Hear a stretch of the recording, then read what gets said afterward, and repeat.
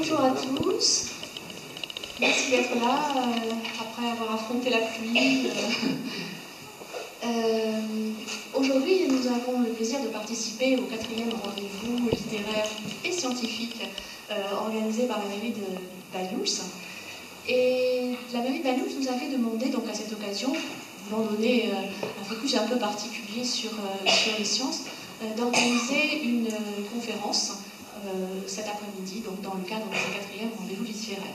Et donc pour cette conférence, nous avons invité donc, un scientifique, ingénieur à l'université de Pau, Laurent Olbrios, qui a travaillé dans nos locaux également. Il a été postdoctorant au laboratoire, travaillant en biologie microbienne.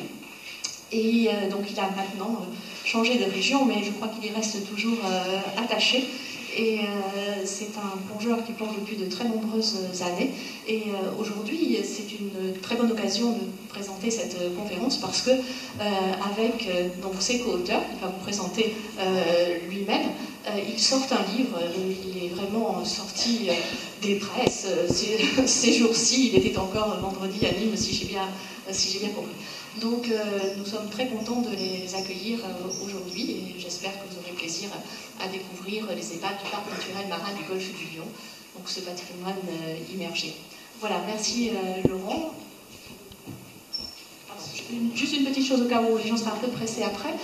Donc à l'occasion de cette sortie de livre, ils dédicaceront leurs livres à la suite de cette conférence. Ils ne seront pas les seuls à dédicacer leurs ouvrages. En fait, plusieurs auteurs disons à caractère scientifique, dont par exemple Florence Pinault, qui est aussi quelqu'un qui se penche sur la vie microbienne, puisqu'en fait, c'est une journaliste scientifique qui a écrit un livre donc sur les microbes à destination des enfants, sera aussi là-bas pour signer. Il y aura également d'autres livres sur les déchets, qui est écrit par Isabelle Belin et un auteur, un chercheur également qui a coopéré à ce livre, bon, et d'autres dictionnaires écrits aussi par M. Bonnet, entre autres, dans la région, qui signeront tous ces auteurs signeront leur livre. Donc ne manquez pas d'y aller, ça sera juste à l'aquarium. Hein, vous sortez et vous re-rentrez dans l'aquarium, c'est là qu'ils signeront. Pardon, merci. Donc, bonjour à tous. Alors, avant de commencer, je voudrais quand même vous présenter mes amis, les co-auteurs du livre, donc Hervé Levano et Patrice Trazera. Pour vous préciser les choses, moi ça fait un peu plus de 20 ans que je plonge sur les épaves dans la région. Et quand j'ai commencé à plonger, il n'y avait pas de littérature sur ce qu'il y avait sous l'eau ici. Et en 1998, chacun de leur côté, ils ont publié un petit livre. L'un plus déjà sur l'histoire des épaves, pour ce qui était connu à l'époque, et l'autre où on sentait déjà qu'il allait avoir une approche plus esthétique, et qui allait devenir une approche beaucoup plus même presque poétique dans la manière de réaliser les images. Ce sont deux ouvrages qui, moi à l'époque, qui pour moi sont fondateurs dans mon orientation sur les questions de recherche historique sur ce qui se trouve sous l'eau. Voilà, et donc il est juste aujourd'hui que je dise que même si ce livre, il y a d'autres noms dessus, d'accord, mais à l'origine, quand même, ce sont eux qui m'ont fait plonger dans le bain. Quoi. Voilà. Donc, avant de commencer véritablement à rentrer dans le vif du sujet, je vais cadrer un petit peu, donner juste quelques définitions, quelques informations, pour qu'on soit bien sûr de quoi on va parler. Alors, donc, épave et patrimoine immergé. Donc là, il y a des mots, le mot épave, le mot patrimoine, immergé. Alors, qu'est-ce que le patrimoine? Donc, le patrimoine, c'est un bien, c'est important, qu'on tient par héritage de ses ascendants. Le patrimoine culturel, c'est ce qui est considéré comme un héritage commun d'un groupe, d'une population. Et alors, le patrimoine culturel immergé, et là, c'est un extrait de la Convention de l'UNESCO de 2001 sur le patrimoine immergé et culturel. Donc, vous voyez, c'est défini comme toutes les traces d'existence humaine présentant un caractère culturel, historique ou archéologique qui sont immergées, partiellement ou totalement, périodiquement ou en permanence. Donc, si on fait un petit résumé, ce sont donc des traces d'existence humaine qui constituent un bien que l'on reçoit en héritage et qui forment un héritage commun. Alors, quelles sont ces traces? Ce sont les épaves. Et alors, Une épave, on peut considérer que c'est alors un bout de bois, un bout de tôle, quelque chose. En fait, une épave, qu'est-ce que c'est? Une épave, ça raconte une histoire.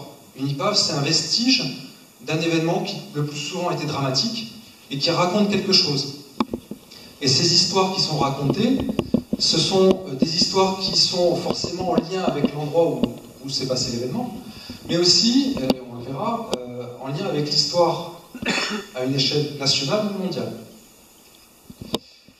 Et alors, on a un problème avec la perception des épaves, puisque bon, on comprend facilement qu'une épave antique, si je vous parle d'une épave antique pleine d'amphores, bon, d'accord, on va dire que ça rentre dans le patrimoine culturel. Par contre, pour une épave beaucoup plus récente, une épave d'époque contemporaine, on va dire des 2 derniers siècles, c'est nettement moins évident. Bizarrement, les choses qui sont beaucoup plus proches de nous, on a un peu du mal à se les approprier. Pourtant, progressivement, et j'y reviendrai, ça rentre dans ce patrimoine culturel officiel.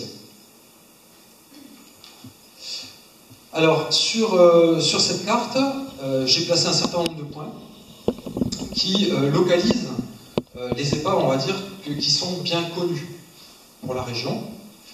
Donc il y en a un peu plus d'une vingtaine. Et ces petits points, finalement, c'est peut-être très peu à côté des environ 160 naufrages que nous avons répertoriés depuis 1850. Alors, ça peut vouloir dire 2 choses. Ça peut vouloir dire que d'une part, peut-être qu'on ne connaît pas grand-chose, mais ça peut vouloir dire aussi que beaucoup de ces vestiges ont déjà disparu. Et là, on est face à un problème qui est le problème de la mémoire et de la transmission. Et bon, il y a peut-être aussi encore beaucoup de choses à découvrir. Alors, on va balayer un peu plus d'1 siècle, et à chaque période, je vais vous présenter un exemple, et je vais essayer de vous montrer que ça raconte une histoire, et que quelque part, il y a un lien avec soit l'histoire locale, soit l'histoire mondiale. Donc, commençons par la première période, 1850-1913. Vous voyez, j'ai intitulé l'essor d'une région entre terre et mer. Donc, c'est typiquement ici la région, ce lien qu'il y a toujours eu entre ce qui se faisait à terre, ce qui se faisait en mer. Et si on se place en 1850, ben on est dans une région qui, finalement, est assez enclavée, qui est très peu développée, et qui va être au début de vraiment d'une transformation majeure. Donc, qu'est-ce qui va se passer pendant cette période-là? Eh bien, il va y avoir construction d'infrastructures, il va y avoir développement, notamment du port de Port-Vendre, et puis il va y avoir une spécialisation de certaines agglomérations. Alors, Collioure et Banyuls vont plutôt se spécialiser dans la pêche, et Port-Vendre va plutôt se spécialiser dans le commerce. Alors justement, le commerce, à l'époque, comment est-ce que ce commerce se fait? Eh bien, de 2 manières. Donc il y a le cabotage le long des côtes de la Méditerranée, et il y a le commerce un peu plus lointain, donc les échanges notamment, les échanges avec l'Afrique du Nord, et depuis 1830, avec la colonisation de l'Algérie, des échanges qui se font entre métropole et Afrique du Nord. Et à cette époque, donc là on va être dans les années 1860-1863, donc il y a une compagnie, la compagnie de navigation mixte, le terme est important, qui assure une ligne Oran-Marseille avec des navires qui remontent en longeant les côtes. Et la première histoire que nous allons regarder, donc, se passe au mois d'août, donc 19 août 1863. À 10h du matin, le Sahel quitte le port d'Oran par beau temps. Et ce Sahel, ben, vous vous doutez qu'il va lui arriver quelque chose. Donc, le Sahel, vous avez ici une représentation qui est récente parce que ben, malheureusement à ce jour, nous n'avons pas d'image d'époque pour nous montrer exactement, mais d'après des documents, d'après des plans, il a été reconstitué ainsi. Donc c'est un navire à voile et à vapeur. Alors d'où le nom de la compagnie de navigation mixte. C'est une compagnie donc, dont les navires fonctionnaient sur ces deux modes de déplacement. C'est un navire qui a été construit en 1856, vous voyez les dimensions, un peu plus de 54 mètres de long, 8 mètres de large. Un point important, 5 mètres de creux, donc on va dire la hauteur qui se trouve entre le pont et la quille. Il a une coque en fer et il est capable de se déplacer à une vitesse de 10 nœuds. Alors, dans son trajet, le 20 août 1863, le Sahel relâche à Valence. À son bord, il y a 25 hommes d'équipage, il y a une centaine de passagers, ils transportent le courrier d'Afrique, du minerai de cuivre, des moutons et au moins une gazelle, une petite anecdote, je vais pourquoi après, et aussi 1 million de francs. Le 21 août la tempête se lève, et à minuit, donc il est en Espagne, pas très loin d'ici, le capitaine décide de se réfugier dans la baie de Rosas pour s'abriter. C'est une tramontane assez forte, donc il s'abrite. Et là déjà, le Sahel échappe peut-être à un événement dramatique qui ne font qu'effleurer un récif. Et bon, le capitaine est pressé, il veut pas rester longtemps à Rosas. Donc à 4h30 du matin, ils repartent de Rosas. À 7h30, ils passent le Cap Cerbère. Et là, alors, je vous présente un scénario qui est encore sujet à discussion, mais je vous présente notre version de l'histoire. À 8h15, le navire s'échoue sur le sec de Rédéris. À 9h, ils sont arrivés à se déséchouer et à reculer jusqu'à l'anse de Cerbère. Et ils s'échouent donc dans l'anse de Cerbère, et heureusement, les douaniers qui sont sur place et les quelques personnes du hameau, parce qu'à l'époque Cerbère n'est qu'un tout petit hameau, aident au sauvetage. Miraculeusement, tout le monde est sain et sauf. Et grâce à 2 moutons et une gazelle qui sont retrouvés noyés sur les rochers, et ben ils arrivent à pique-niquer sur la plage à Cerbère. Alors qu'est-ce qui va ensuite arriver au Sahel? Dans les mois et les années qui vont suivre, le Sahel sera en partie démoli, et puis finalement il va un peu sombrer dans l'oubli. Alors le Sahel, il est particulier parce qu'il avait un mode de propulsion qui à l'époque a été original à l'époque. Il y avait un problème, c'est que si vous faites du commerce, vous avez intérêt quand même à avoir le moins de frais possible pour avoir le maximum de bénéfices. Bon. À l'époque, passage voile-vapeur, le charbon, il faut bien alimenter les chaudières, ça coûte de l'argent et c'est pas très performant. Donc les machines à vapeur sont très gourmandes en charbon, c'est pas très efficace. Je vous ai montré une vitesse de 10 nœuds, c'est ce qu'on va retrouver en vitesse moyenne des cargos de la Seconde Guerre mondiale, c'est quand même pas très puissant. Donc la question c'était comment augmenter la rentabilité. Et il y a quelqu'un qui a une idée, il s'est dit la vapeur c'est bien, ça tourne, ça fait fonctionner les pistons de la machine, mais si on pouvait utiliser cette vapeur pour produire autre chose sans que ça nous coûte plus d'énergie, ça serait pas mal, on augmenterait le rendement. Et donc, quel était le fluide qu'on pouvait utiliser, qui pouvait encore être vaporisé par la vapeur qui ressortait du système, sans avoir besoin de recharger en charbon? Donc, ce fluide, c'était l'éther. Alors l'éther, vous savez tous quand même que c'est pas le produit le plus facile à manipuler. Il y a quand même un certain risque de manipulation. Bon, c'est quand même très inflammable. D'accord, il a un point d'ébullition très bas, mais c'est très inflammable. Donc finalement, la machine à vapeur du Sahel avait son système de vapeur normal, avec l'entraînement du piston, ici après la Roacam, les bielles, et puis il y avait, alors ici vous voyez, c'était le bouilleur à éther. Donc la vapeur ressortait du système, elle était encore assez chaude pour vaporiser l'éther. L'éther, gaz à nouveau, pouvait jouer le rôle aussi comme la vapeur d'eau, et on pouvait gagner comme ça pas mal, puisque ça réduisait, en fonctionnement mixte comme ça réduisait d'à peu près les 3/4 de la consommation de charbon. Donc c'était quand même très intéressant. Mais bon, c'est quand même l'éther, avec les problèmes associés. Et des problèmes, il y en a eu. Donc bon, perte de navire, risque trop élevé. Finalement, des assureurs qui ne veulent plus assurer des navires qui fonctionnent sur ce mode-là. Donc la technologie, très rapidement, avant la fin des années 1860, la technologie est abandonnée. Et heureusement, connaissant déjà les problèmes qu'il y avait eu, heureusement, lors du naufrage, le Sahel n'utilisait déjà plus l'éther. Parce que si le bateau avait utilisé l'éther, peut-être qu'il n'y aurait plus de Sahel du tout dès l'échouement. Alors aujourd'hui, où est le Sahel? Qu'est-ce qu'il est devenu? Qu'est-ce qu'il en reste? Alors il se trouve que dans la baie de Cerbère, par une dizaine de mètres de fond, il y a une épave. Il y a une épave, mais pour l'instant, on n'a pas de preuve directe que c'est le Sahel. On n'a pas une plaque écrite, ou une cloche écrite Sahel, on n'a pas de preuve directe pour l'instant. Mais c'est une épave d'assez grande taille, c'était une coque en fer, avec une structure qui était quand même assez solide. Le lieu est compatible avec le lieu du naufrage. Et surtout, dans toutes nos recherches, nous n'avons pas trouvé d'autres naufrages dans la baie de Cerbère de navires qui pourraient correspondre à un navire de ce type-là. Donc qu'est-ce qu'on peut y voir? Vous avez ici l'étendue du site avec peu de choses vraiment identifiables. Ici des restes, des pans de coque et de membrures qui sont en bonne partie ensablés. Ici probablement ce qui était le fond de cale, avec des membrures, peut-être ici une cloison, probablement dans le secteur de la poupe.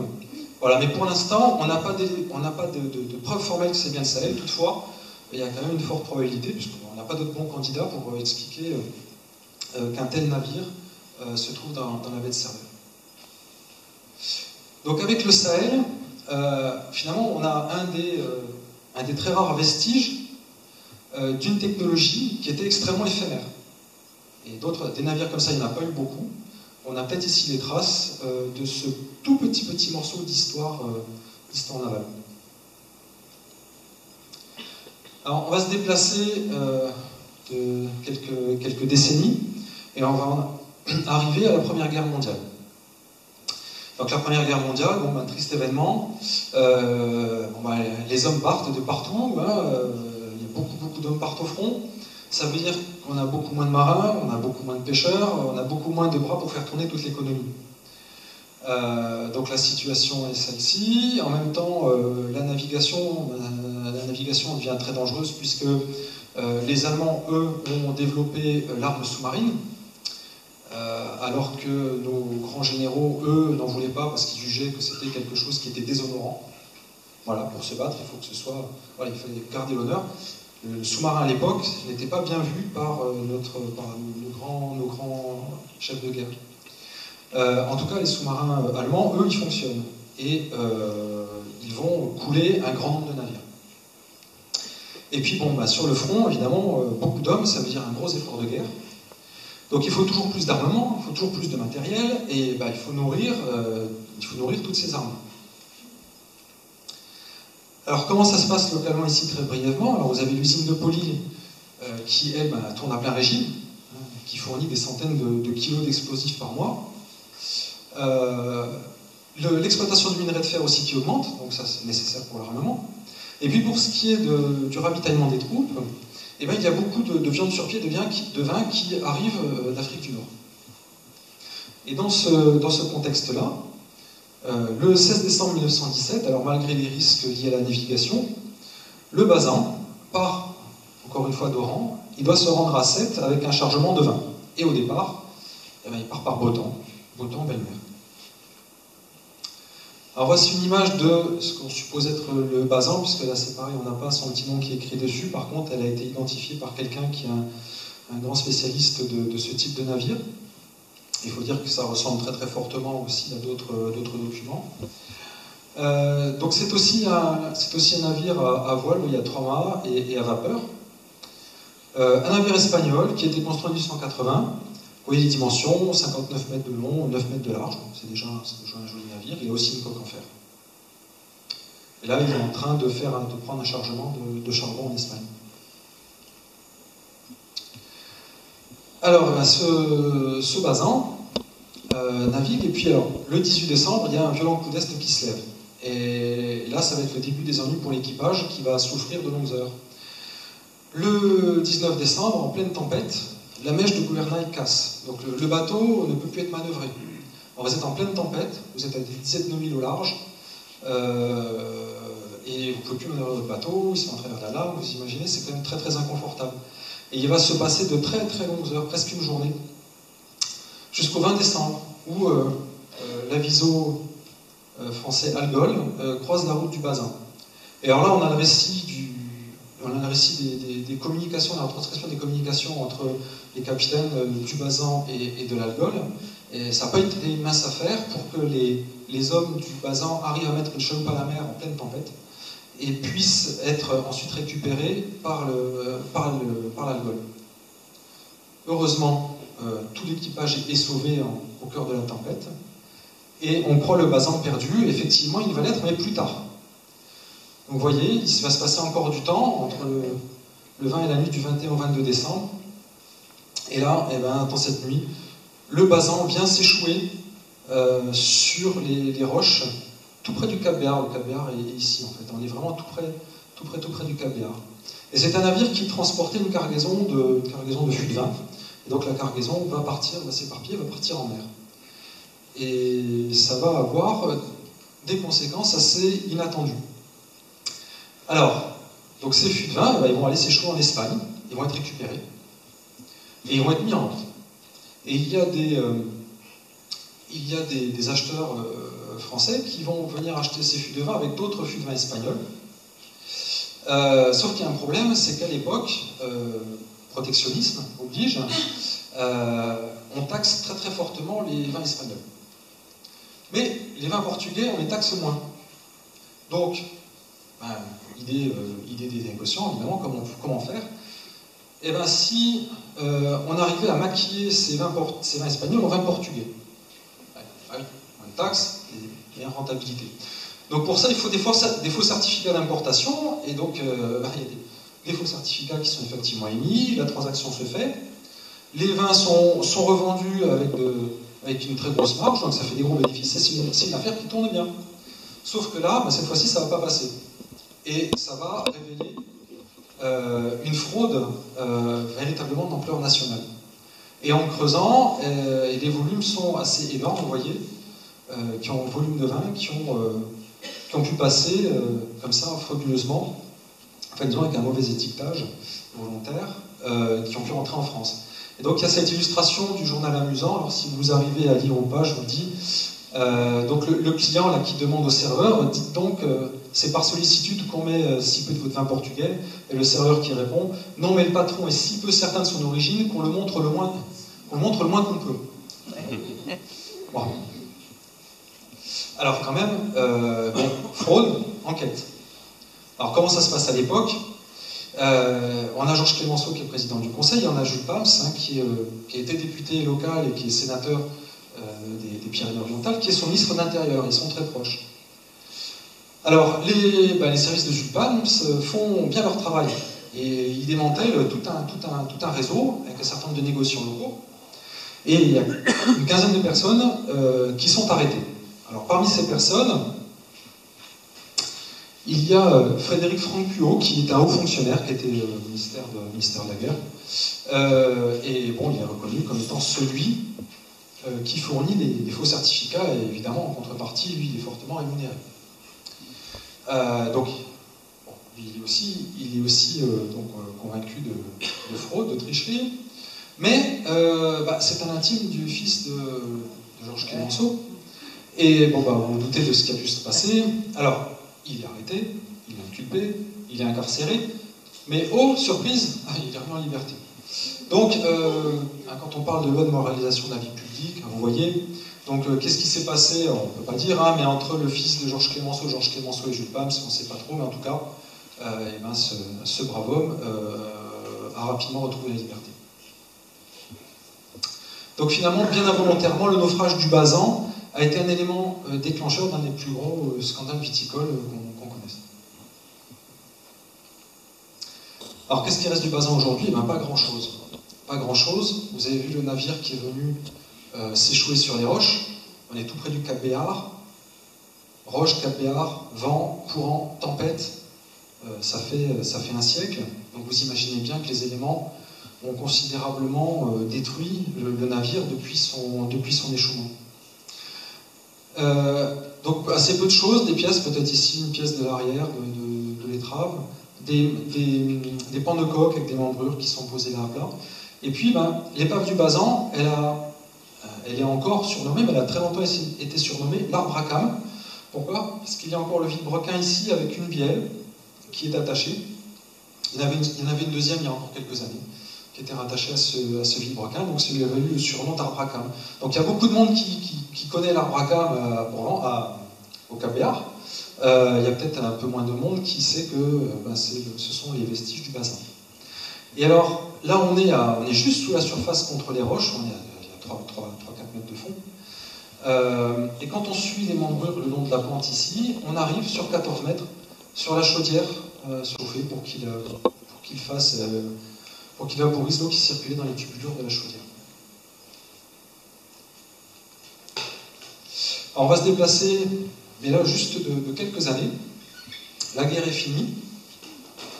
Et puis, finalement, le Roussillon, dans cette histoire-là, n'a pas, pendant cette guerre-là, subi trop de destruction matérielle. Par contre, bon, il y a eu, comme dans tout le pays, il y a eu énormément de personnes qui ne sont pas revenues du front.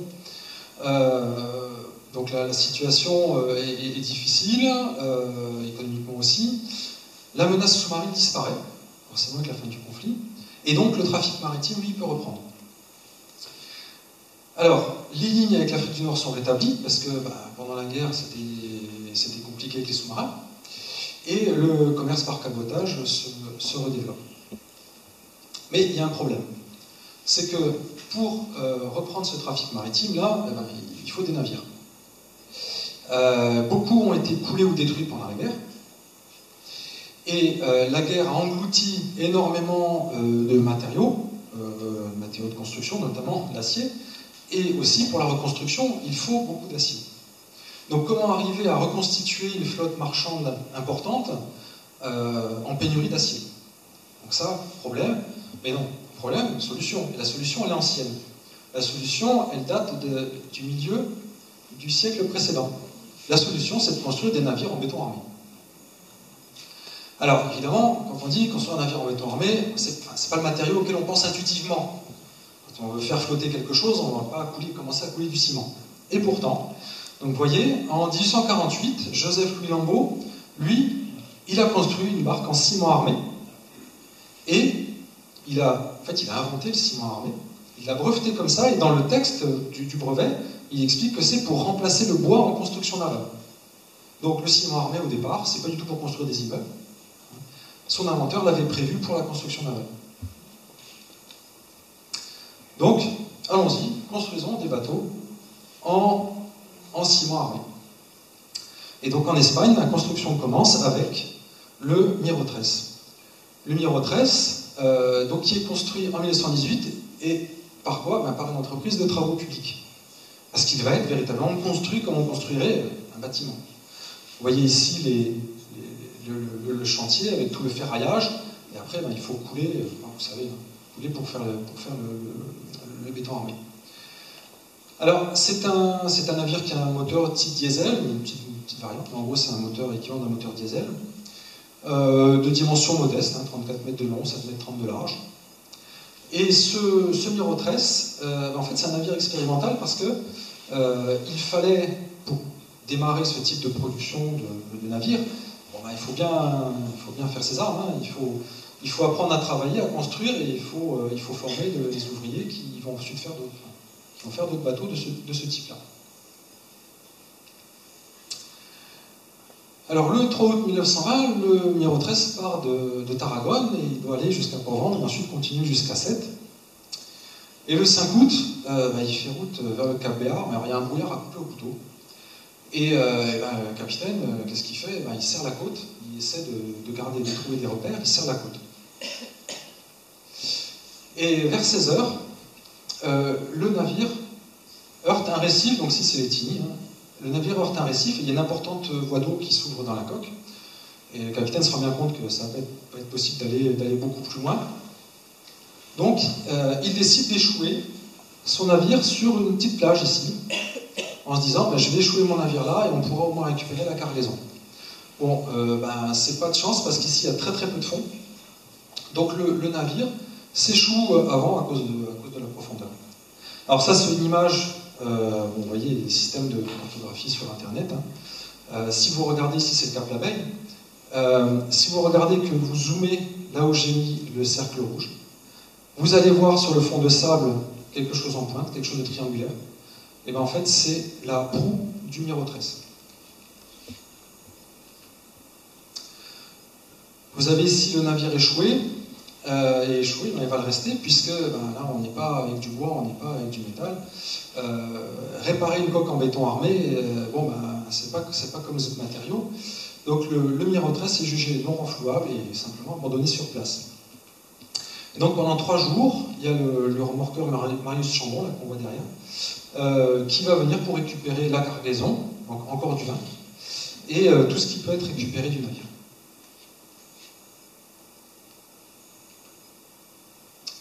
Alors qu'est-ce qui reste du Mirotrace aujourd'hui? Et bien à nouveau, pas grand-chose. Pas grand-chose, mais bon. La proue, dont je vous parlais, donc, qui est sur son fond de sable clair, donc on la voit très bien sur les photos satellites. On voit encore hein, la structure en caisson béton armé. On a ce moteur qui est à quelques dizaines de mètres, qui est encore très bien conservé. Et puis, tout ce qui était la coque du navire, tous les caissons en béton armé sont éparpillés sur la zone, il y en a même jusque sous le sable de la plage. Donc aujourd'hui, quand on se baigne ou quand on plonge dans la région, là dans le secteur, vous pouvez voir, en vous baignant, vous pouvez voir tout un tas de ferrailles qui dépassent du sable et puis des morceaux de béton. C'est pas parce qu'il y a eu construction, c'est pas l'immobilier du coin, hein, parce que c'est quand même très peu construit. Non, ce sont les restes du Mirotrace. Et donc, nous avons ici, en plein milieu de la réserve de Cerber-Vanhums, les vestiges du premier navire espagnol qui a été construit en béton armé. Alors on va encore se déplacer. La Seconde Guerre mondiale, qui démarre un petit peu bizarrement, qui ensuite s'accélère, l'invasion, la coupure du pays en deux, et puis en novembre 1942, les Alliés débarquent en Afrique du Nord, et là, les Allemands qui envahissent ce qui était la zone libre, qui arrivent jusqu'ici. Donc toute la France est occupée, et du côté allemand, on réclame les navires de commerce français qui sont encore, on va dire, entre les mains du gouvernement de Vichy. Pourquoi? Parce que il faut garder la main sur la Méditerranée, il y a une idée de reconquête de l'Afrique du Nord, et il faut continuer à assurer l'importation des matières premières, puisque un nouveau conflit, donc un nouveau besoin en fer pour l'armement. Donc il faut continuer à maintenir un fort niveau d'importation de matières premières. Et il y a ce qu'on a appelé les accords dits de Laval-Kaufmann, accords si on veut, et l'Axe récupère 158 navires de commerce français. Et parmi eux, un navire pour lequel j'ai une affection toute particulière, l'Alice Robert. Donc l'Alice Robert, je vais vous en parler. Il est pris en charge par la Kriegsmarine, donc la marine de guerre allemande, le 14 décembre 1940. Alors ce navire, il a été construit en 1934 au Danemark, donc vous voyez qu'il est assez récent. C'est un navire à vapeur, bon, il ne fonctionne pas au charbon, il fonctionne au mazout, et on n'est plus dans la même échelle de taille, là il fait 95 mètres de long, 15 mètres de large, et il a une vitesse de pointe de 16 nœuds. Donc ça c'est intéressant parce que là vous avez un navire qui par rapport au cargo de l'époque a une capacité de navigation en mer à une vitesse beaucoup plus élevée que les cargos classiques. Et il se trouve que ce navire est l'un des tout premiers navires frigorifiques français, construits spécifiquement pour être un navire frigorifique, et spécifiquement aussi pour transporter les bananes depuis les colonies d'Afrique jusqu'en métropole. Ce transport des bananes, la banane étant un fruit qui est assez délicat, il ne fallait pas que toutes les bananes mûrissent pendant le trajet, il fallait donc des navires bananiers, capables de naviguer le plus rapidement possible, quelles que soient les conditions de mer, pour ramener les fruits en bon état, avec tout un tas d'astuces techniques qu'il a fallu développer à l'époque, pour qu'arrivent, en tout cas en métropole, des bananes en bon état de consommation. Alors de 1934 à 1942, donc ce navire fait des rotations incessantes, à peu près 3 semaines, pour partir des ports de la façade atlantique, aller jusqu'à Conakry et remonter jusqu'à Nantes. Les Allemands donc en prennent possession et ils se disent que oui, là ils ont quand même un navire qui avait été conçu avec des capacités de navigation très intéressantes. C'est peut-être intéressant de le transformer en navire de guerre. Donc là vous avez un exemple de transformation d'un navire bananier, d'un cargo, en escorteur rapide. Et il n'y en a pas eu beaucoup. En fait, il y en a eu deux. Il y avait presque son frère jumeau qui était dans la même compagnie de navigation avant la guerre, qui lui a été coulé entre la Sardaigne et l'Italie, mais sur des profondeurs de peut-être plus de 500 mètres. Et pour l'instant, je ne suis même pas sûr que l'épave soit précisément localisée. Donc vous voyez que le navire, si on compare par rapport à l'image d'avant, vous voyez, il y avait des mâts de charge, des cales, 2 cales à l'avant, 2 cales à l'arrière, une passerelle en teck. Et là, on change considérablement de silhouette. Vous avez un navire, donc ça a été transformé à l'arrière, on a enlevé le mât de charge, les cales sont percées ici de plein de hublots que vous pouvez voir parce qu'elles sont transformées en cabine pour loger à peu près les 200 hommes, les 200 marins qui sont à bord. Il y a un blindage autour de la passerelle, on voit plus les decks, et puis surtout, il y a un certain nombre de canons qui vont être placés tout au long du navire. Il faut que ce navire soit capable aussi bien de protéger les cargos qu'il va devoir escorter contre une attaque aérienne que contre une attaque sous-marine. Donc il a tout un équipement anti-aérien et il a aussi des grenadeurs pour larguer des grenades anti-sous-marines. On lui change son nom, donc il prend le nom de SG-11 et il est affecté à la 3e galette flottille. Et pendant un temps, il va escorter des cargos entre l'Italie, la zone entre l'Italie et l'Afrique du Nord. Et puis, en 1944, il change, il passe dans la 6e flottille de sécurité. Et ces deux ports d'attache vont être Sète et Port-Vendre. Alors, pourquoi Port-Vendre? Et ça, je pense que vous le savez parce que c'est quand même proche de nous. Port-Vendre, à l'époque, c'est une place stratégique. C'est la dernière, entre guillemets, place forte avant l'Espagne. Et surtout, c'est une étape. C'est une étape pour les navires qui apportent le minerai de fer pour l'industrie de l'armement. Navires qui partent d'Espagne, ils font une première étape, ils viennent s'abriter, si possible de nuit, ils viennent s'abriter à Port-Vendre, ensuite ils repartent de Port-Vendre pour aller jusqu'à Sète, ou pour aller jusqu'à Marseille, enfin, selon les destinations. Et ça, les Alliés le savent bien. Donc, Port-Vendre, c'est une zone de chasse pour la 10e flottille de sous-marins britanniques, qui est d'abord basée à Malte, il y en aura en Sardaigne. Donc, les Alliés le savent bien, et entre avril 1943 et mai 1944, et ben ici, on a donc, trois navires. Alors, je vais encore rappeler ici Saint-Lucien, ex-Alborg, on peut en discuter, l'Astrée et le Saumur, qui ont été torpillés par des sous-marins anglais de la même flottille et des sous-marins différents. D'où l'idée d'avoir, ici à Port-Vendre, des navires capables d'escorter et de protéger les cargos qui fournissent l'Axe, notamment en minerai de fer. Et le 2 juin 1944, c'est le chasseur qui est chassé, puisque le SG-11 sort pour une mission de chasse aux sous-marins. Parce qu'un sous-marin a laissé des traces tout le long de la côte, depuis la côte d'Azur, et ça se rapprochait par ici. Alors quelles traces il a laissées? Il a attaqué et torpillé tellement de bateaux que finalement on sait qu'il se rapproche. Donc l'ordre est donné d'aller traquer ce sous-marin. À 8 heures, le navire quitte le quai, et moins de 40 minutes plus tard, il est torpillé à un peu plus de 4000 au large par le sous-marin qu'il était censé chasser. L'explosion est extrêmement violente. Donc, cette explosion, on nous a dit, elle a été ressentie apparemment, les vibrations étaient ressenties jusque dans Port-Vendre. Et le navire est coupé en deux. Il y a en gros les 3 quarts avant, ici on le voit, il se mate, il est en train de couler, et la poupe, le dernier quart à l'arrière, qui coule à peu près 300 mètres plus loin. Donc officiellement, 10 morts, 17 disparus, 23 blessés, il y a peut-être au moins 1 voire 2 blessés qui ont succombé à leurs blessures un peu plus tard. Donc à ma connaissance, c'est dans la région le naufrage qui a fait plus de victimes. Donc je vous le disais, le navire a été coupé en deux, à peu près dans ces proportions-là. Alors, évidemment, ce dessin n'est pas du tout à l'échelle. S'il fallait le faire à l'échelle, il faudrait que la poupe se retrouve peut-être là-bas dans le coin du mur, puisqu'elle se trouve, le navire a tourné. C'est juste pour montrer les proportions des 2 parties de l'épave.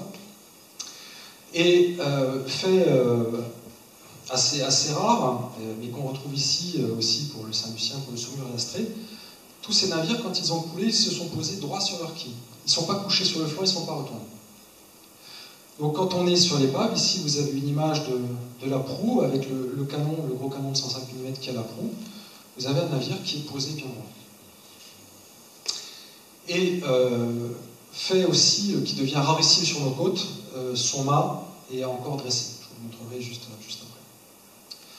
Donc c'est dans la région, en tout tout cas pour l'instant, pour ce qui est connu, c'est la seule épave de navire de guerre dans la région qu'on ait et qui soit accessible aux plongeurs loisirs jusqu'à une profondeur de 60 mètres. Donc je vous disais, navire de guerre, canon, il y en a un certain nombre sur l'épave. Donc vous avez ici un canon de 37 mm sur une tourelle, il se trouve à côté du mât. Ce canon de 105 mm qui pointe vers la surface, il se trouve ici, juste avant la cassure. Et puis ce double canon de 37 mm, eh bien, il se trouve derrière ici, derrière le château. Il y avait un certain nombre de canons de 20 mm. Bizarrement, ils ont presque tous disparu. Ça c'est pour évoquer aussi une question qui est pas encore évidente aujourd'hui, qui est que comme on considère que ces épaves sont très récentes, après tout, bon, on se dit on peut se servir, c'est pas grave. Oui, ça se fait plus, ça n'est plus possible. Donc ces canons ne se sont pas dissous dans la mer et ils ne se sont pas envolés, ils ont simplement été remontés. Autre temps, autre mœurs. Donc je vous le disais, c'est une des très très rares épaves de nos côtes à avoir un mât encore posé droit sur sa quille, à avoir un mât encore dressé. Ce mât qui se dresse comme une grande flèche, qui fait 13 mètres de haut. Vous voyez, on est à 4 étages à peu près de hauteur de mât. Et donc ici une photo, alors il ne faut pas que je dise trop ancienne, parce que sinon il y en a un qui va me dire qu'il n'est pas si vieux que ça et tout ça. Hein, mais voilà, le mât, il y a maintenant, alors combien? On est à un peu plus d'une vingtaine d'années. Une photo qui est un peu plus récente, là, des années 2000, on doit être autour de 2012-2013, quelque chose comme ça. Donc ce mât tient encore, sauf que l'épave s'écroule de plus en plus autour, notamment ici au pied, ça s'écroule, et donc la première question c'est combien de temps ce mât va-t-il encore tenir? Alors cette épave, c'est pas seulement un navire qui a une histoire sur l'eau, qui est devenu un navire bananier, devenu un navire de guerre, c'était déjà pas commun. C'est aussi un récif artificiel qui est assez exceptionnel. Alors, ce navire s'est posé par 50 mètres de fond sur un fond sablo-vaseux. Il n'y a pas de roche. Et donc en se posant là, eh bien, il a apporté une grande surface en dur, une grande surface solide, un grand relief, beaucoup de trous, de recoins, une diversité de formes. Et ça, c'est très bien parce qu'il y a tout un tas d'animaux qui, eux, ne peuvent pas vivre ou se développer sur la base, qui là ont pu se fixer, et donc ça a démarré, ça a initié la formation d'un véritable récif artificiel. Bien involontaire, mais voilà. Et ce récif artificiel, quand on a la chance d'avoir des eaux un petit peu claires, on peut se rendre compte que la vie est foisonnante. Donc là, quelques images des animaux qu'on peut croiser, qu'on peut observer sur la liste Robert, bon, des choses assez classiques, hein. Vous avez ici un congre, un poulpe, donc là vous avez des animaux qui eux vont aller chercher des creux, des abris, des endroits pour se cacher, puis après ils vont sortir pour chasser.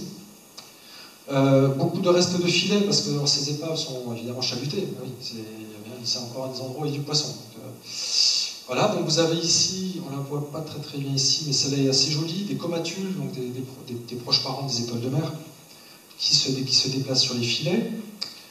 Ce joli nudibranche, dont le premier nom était Godiva banyulensis, parce qu'elle a été décrite ici, banyulensis, ça veut dire qu'il vient de Banyuls. Elle a été décrite ici à l'époque. Alors, évidemment, les échelles ne sont pas respectées. Ici, vous avez un animal qui fait 5-6 cm de long. Particularité de l'Hélice Robert, cette épave est couverte de ce qu'on appelle des anémones bijoux. Alors c'est absolument magnifique, ça prend tout un tas de teintes, vous pouvez les trouver, ça part du blanc, ça va jusqu'au violet, au rose, en passant par tout un tas de rouge, d'orangé, de brun. C'est magnifique, ce sont des toutes petites anémones. Ici, pour vous donner une idée, là le pied c'est peut-être 1 cm, ici on est peut-être à 2 cm. Donc c'est tout petit, mais ça colonise en tapissant. Et ça, il y en a pratiquement partout sur l'épave, c'est, ma connaissance, la seule épave de la région qui est recouverte de ces anémones bijoux.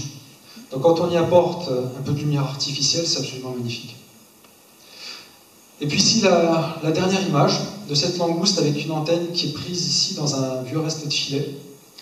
Ça c'est pareil encore pour un message.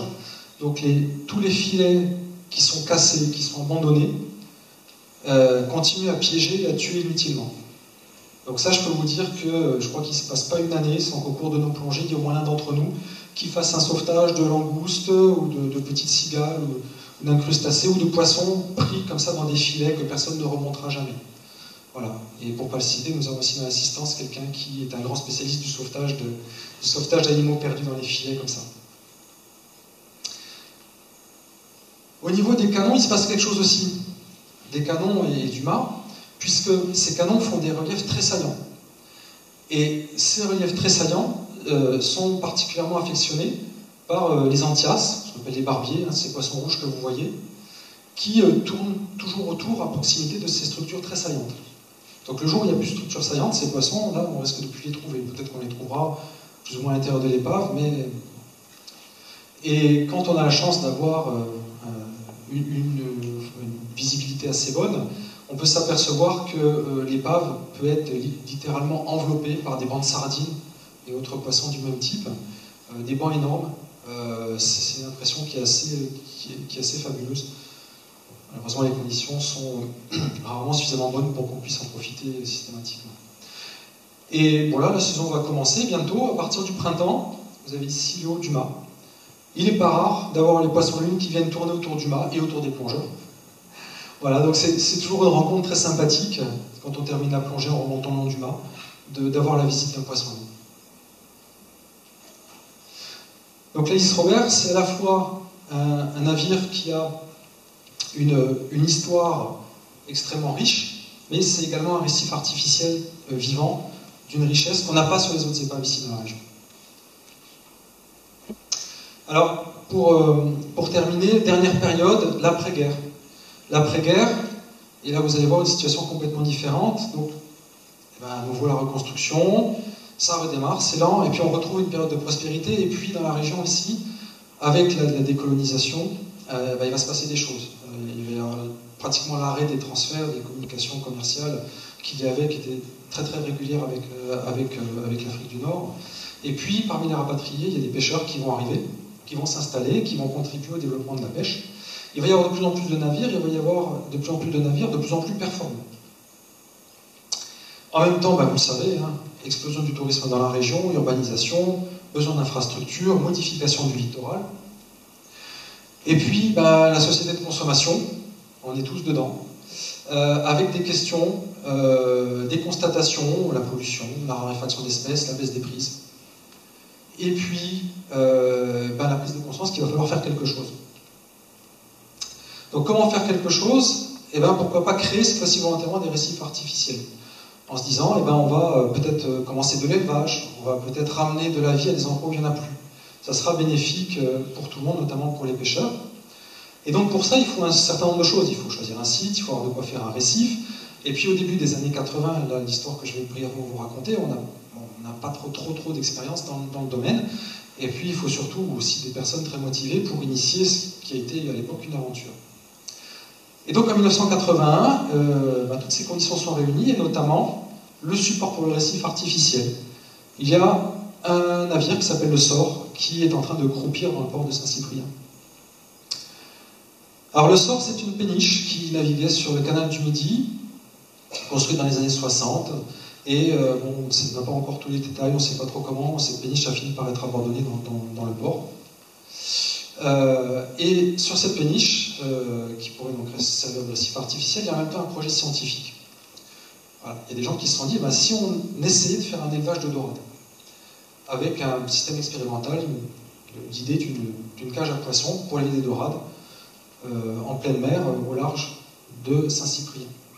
Et donc il y a cette cage à poissons, alors ici, qui va être installée. Là, je suis désolé pour les photos, mais c'est la qualité, je ne peux pas faire beaucoup mieux. Des copies de photos d'époque.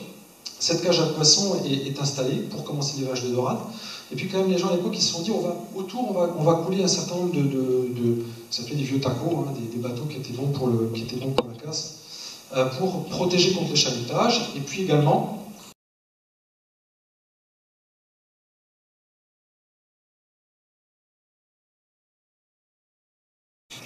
J'avais été à l'époque très surpris de l'indifférence des pêcheurs à l'égard de nos actions et de l'agressivité des patrons et des équipages de chalutiers de Port-Ventre.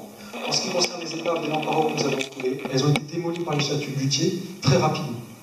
Donc là, peut-être que ce n'était pas l'époque, c'était peut-être trop novateur. En tout cas, il y a eu une incompréhension, il s'est passé quelque chose, et finalement, les expériences se sont arrêtées. Mais aujourd'hui, le sort est toujours en place, la péniche est toujours en place. Sa cale est remplie des pylônes EDF qui avaient servi à la lester pour qu'elle coule.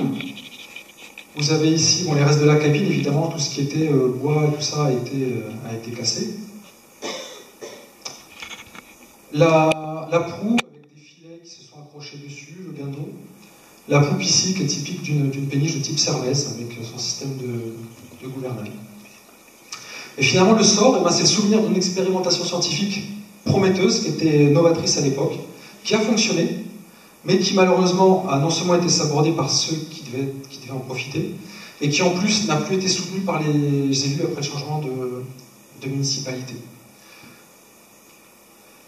Alors, pour finir très rapidement en guise de conclusion, donc là je vous ai présenté quelques exemples, il y en a beaucoup d'autres. Ce qu'on constate, c'est que quand on discute avec les gens, déjà ici, les épaves ne sont pas très connues.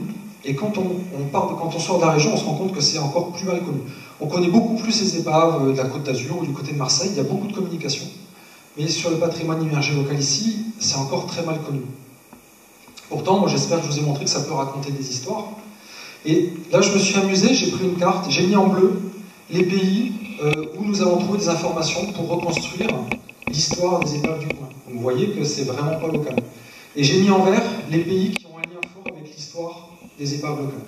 Donc si vous regardez, vous voyez bien que pour un petit événement qui s'est passé ici, finalement, ça peut impliquer des choses à l'échelle mondiale, ça peut révéler une histoire qui finalement est beaucoup plus riche que ce qu'on peut penser. Et un petit point de provocation, voilà, je pose la question. Quelle est la différence entre le phare du Cap Béar, ici, et la chaudière du Bazin? Alors vous allez me dire, il n'y a aucune ressemblance. Bon, ce sont tous les deux des monuments. Voilà, il faut le savoir, sauf que celui-là, il est répertorié, il est visible. Et celui-là, il n'est pas vraiment répertorié et il est invisible. Parce que si on n'a pas la tête sous l'eau, si on n'est pas plongeur, on ne peut pas aller voir ça. Donc ça, on a un problème. Les épaves contemporaines, elles sont immergées, donc pour la plupart des gens, elles sont invisibles. Ce qui est invisible, ça peut difficilement être considéré. Voilà. Donc ce que j'essaie de faire ici aujourd'hui, c'est de vous en parler, de vous montrer qu'il y a des choses sous l'eau, que ça vaut la peine de s'y intéresser. D'autant plus que ces vestiges entrent progressivement dans le périmètre de la Convention de l'UNESCO de 2001, ratifiée par la France. Ça appartient à notre patrimoine culturel. Voilà. Donc ça, je vais passer rapidement. L'intérêt des épaves, ça attire du monde, ça peut faire tourner le commerce, ça raconte des histoires, on peut s'en servir comme support de développement. Ça participe d'une certaine manière aussi au fonctionnement d'écosystèmes marins littoraux. Là, il y a très peu de travaux sur le sujet, c'est vraiment un sujet à explorer. Et prendre conscience de ce patrimoine-là, c'est revenir à ce que je vous disais tout au début, c'est revenir sur la notion de patrimoine, de savoir ce que nous avons, de ce que nous avons encore, parce qu'une bonne partie a disparu, et finalement, de ce que nous avons laissé, alors soit si nous ne faisons rien, ou si nous faisons quelque chose. Donc si on fait quelque chose, il y a des moyens. Dans un certain nombre de pays, il y a tout un tas de projets qui ont été développés et ça marche. Alors pourquoi ça marche chez eux et pourquoi ça ne marcherait pas chez nous? Voilà. Et pour finir, alors, je n'ai pas essayé de faire la liste de toutes les personnes qui ont pu contribuer. Simplement, l'ASPEPO, l'Association pour la sauvegarde du patrimoine des épaves des Pyrénées-Orientales, le parc marin qui nous soutient. Donc merci à toutes les personnes qui participent, qui contribuent à ces recherches. Et puis, je peux vous donner dans un autre rendez-vous dans vos agendas. C'est bientôt, le jeudi 10 mai, à Port-Ventre, où là, je ferai une autre présentation, mais qui sera très ciblée, puisque ça concernera les bateaux dont je vous ai extrêmement brièvement parlé, que j'ai juste cités, qui ont été torpillés par des sous-marins anglais en 1944, à côté de Port-Ventre. Je vous remercie.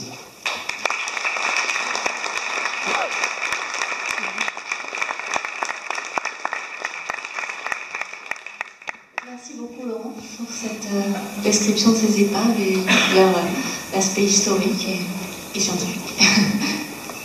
Des questions peut-être brièvement avant d'aller pour une discussion peut-être plus personnelle et pour des signatures lors de au niveau de l'aquarium. Le basin, c'est ce que nous on appelle le Pythéas ou c'est un autre? Pas du tout. Pas du tout. Non, non. Le Pythéas coulait 1897, tout près de la digue de Port-Vendre.